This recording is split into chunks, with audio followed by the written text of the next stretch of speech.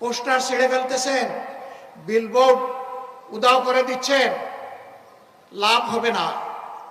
আপনি গাছের poster, light পোস্টের পোস্টার, দেয়ালের পোস্টার, সুতায় টানানো পোস্টার আপনি শিখতে পারবেন, কিন্তু জনগণের হৃদয়ে ভালোবাসার যে পোস্টার লেগে গিয়েছে সেই পোস্টার আপনারা চিনতে পারবেন না।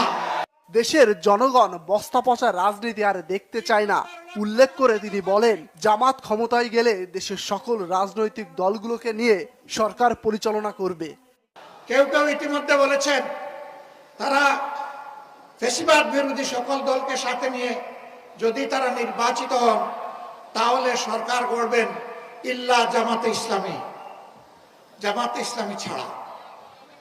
আমরা তাদেরকে বিনয়ের সাথে বলবো, জনগণ যদি মহান আল্লাহর ইচ্ছায় আমাদেরকে নির্বাচিত করে, ইনশাল্লাহ আমরা আপনাদেরকেও বাদ দিব না, সবাইকে সাথে নিয়ে আমরা দেশ গড়বো ইনশাল্লাহ।